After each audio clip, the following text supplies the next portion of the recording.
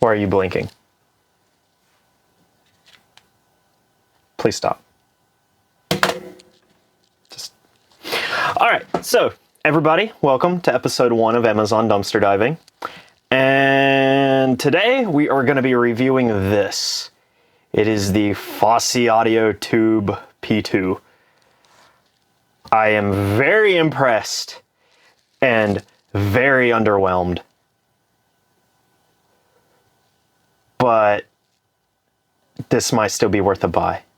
But only if it meets your specific criteria. As you can see, I have a messy desk here today. I wanted to try it on a few headphones. And I always just give audio equipment a good listen before I review it. I spend about an hour or two, at least, like directly prior to recording. I never just go straight into recording. I tried it last. No, I want it to be fresh on my mind. I give stuff more than an hour or two of listening. I'm just saying I want at least an hour or two session before I would record. Anyway, I'm getting sidetracked here. This is a crazy little amp. And for some people, it might be worth a buy. It is a tube amp, but it's not particularly tubey sounding. It's actually kind of clean sounding. In the back, you have a single-ended input. This is a single-ended only. Well, I'm not going to say it better be, but most of the time it is at this price point. $50 is fairly cheap. It's single-ended only. This is your input selection. So it's between the RCA and the aux. Everybody's probably going to be using RCA. This is an auxiliary input. This is not an output. And it also takes DC 12-volt input. It can do 1 watt into 16 ohms, 900 milliwatts into 32 ohms, and I can't remember. I've tried it up to 300 ohms. It can handle 300 ohms. It would be nice if it had a gain selection. It does not, because at the bottom of this pot here, there's channel imbalance. So if you're going to be using this with IEMs, I would be wary of that. With any over-ear headphones I've tried, it's a non-issue. The pot is the least of the concerns with this. It's great sound with a huge caveat. We're going to get to that caveat in a second. I wouldn't recommend using this as a preamp. It says that you can, but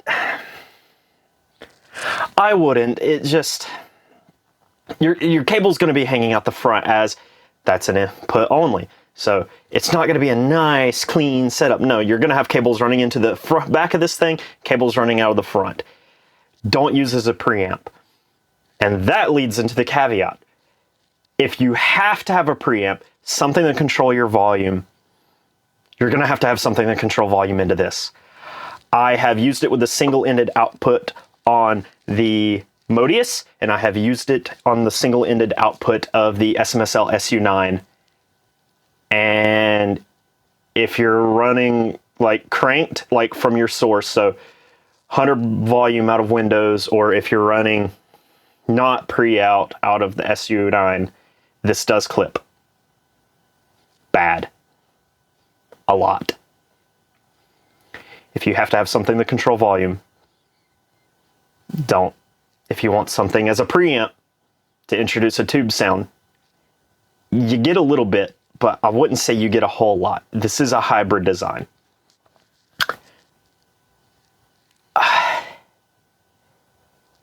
It's a shame, really. If this could have been an output, it would at least made a cleaner tube amp, or preamp, not tube. Well, it is a tube amp, but it would have made a cleaner preamp. So using it as something to flavor the sound a little bit, you can. It doesn't do a whole lot. But it's something quick to turn up and down the volume, maybe, but I would still turn against it, which is a shame. It actually sounds really good. I like the way this thing sounds. It sounds almost solid state to me. There is some roll off in the top end, and there's some roll off in the bass, but unless if you're like this, then you're not really going to notice it too much. I struggled to really notice it with the Focal Lex, although it does do that itself a tiny bit. With these, the top end roll-off was more noticeable than the bass. This is a brighter headphone.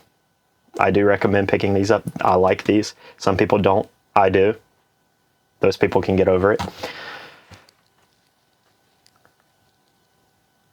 But I lost myself.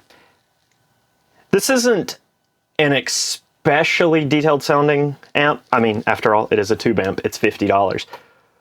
But realistically, I would say for 95% of all people, this is all they really need.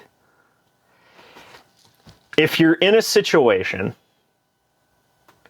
where you can control your input volume,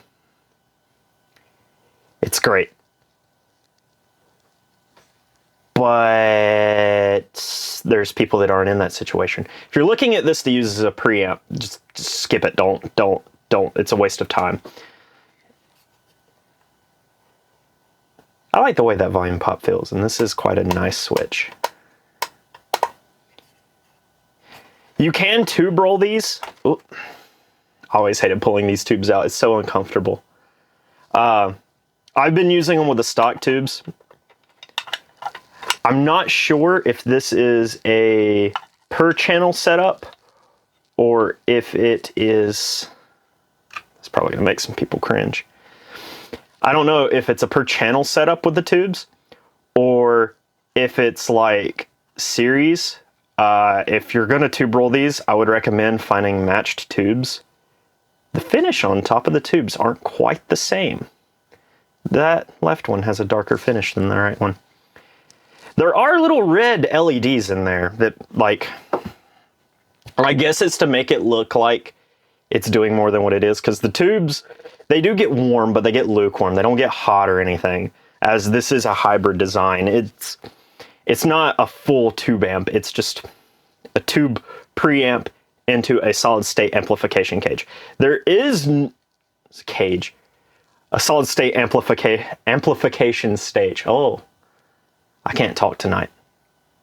Anyway, there is no dedicated preamp mode, so it's going to be running like full amplification into your amp. So I used it as like a mid amp between the Modius and the Magnius over here.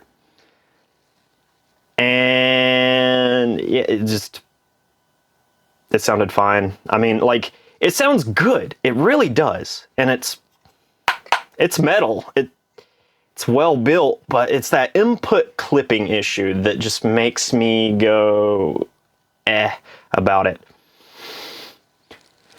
Which is a shame. If it like, preamp aside, if they could fix that input issue, this would be a great product. But no.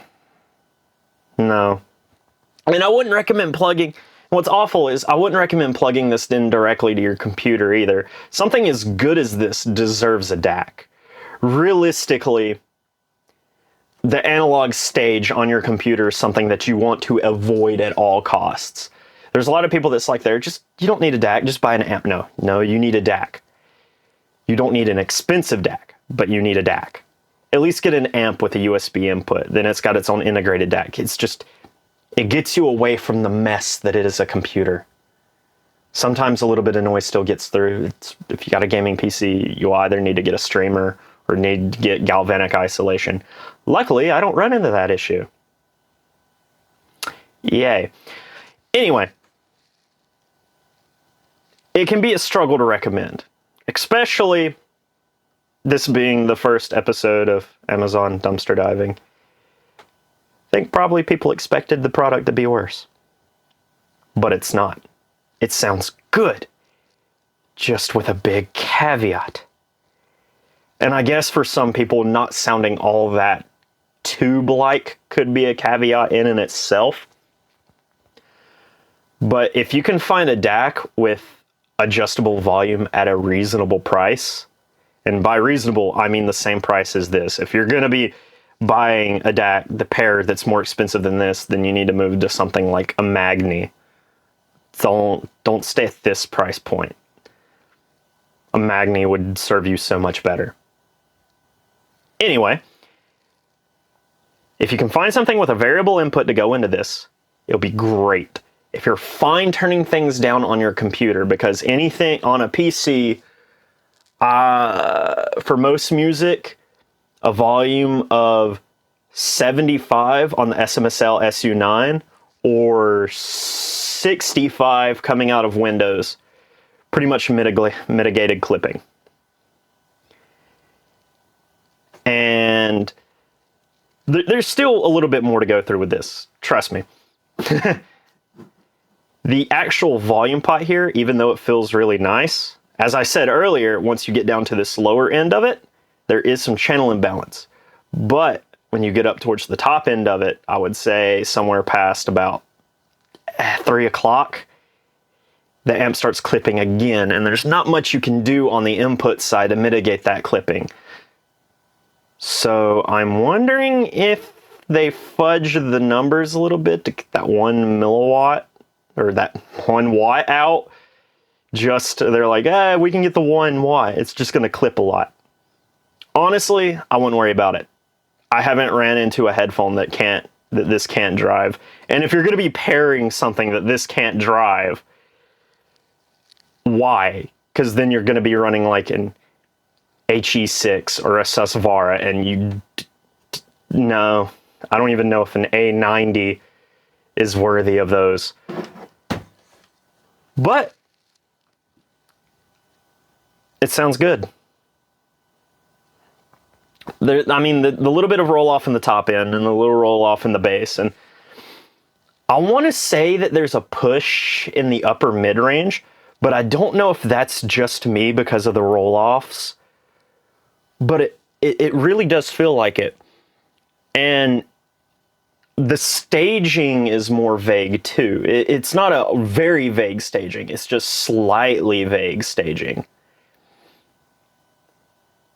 And the finer details are smoothed over a little bit, but I think that just comes with the territory of the price point.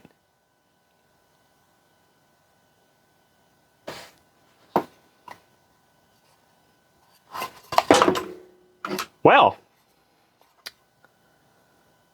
I'm going to leave that in the video. I'm going to see how many people that hurts. Thank you for watching this video. I know it was a little bit more rambly than normal, but I don't know what to tell you. I think I might be finding a groove. Let's see how much I ramble in more videos. This may be the last amp review on this channel. I don't know. I kind of wanted to leave this channel more dedicated to headphones, but I do have some planned reviews coming up for other products spreading outside of that point of just over-ear headphones, because I wanted to avoid doing IEMs. But the thing about IEMs is they vary so much from person to person. Especially because some people just use aftermarket tips, kind of like what I have to, because some stuff just doesn't come with ear tips big enough for me. Although that was changed by these. These are the reason I'm going to start reviewing earbuds and IEMs, because people need to know about these. This is a future video. It's probably not going to be next week's video, but it's going to be a future video. So I am going to spread out into more reviews than what I was planning to do. I hope everybody enjoyed this video. I'll see you next week. I'm torn on what to review next week, so I guess we'll find out when the video comes out together. See you all next week.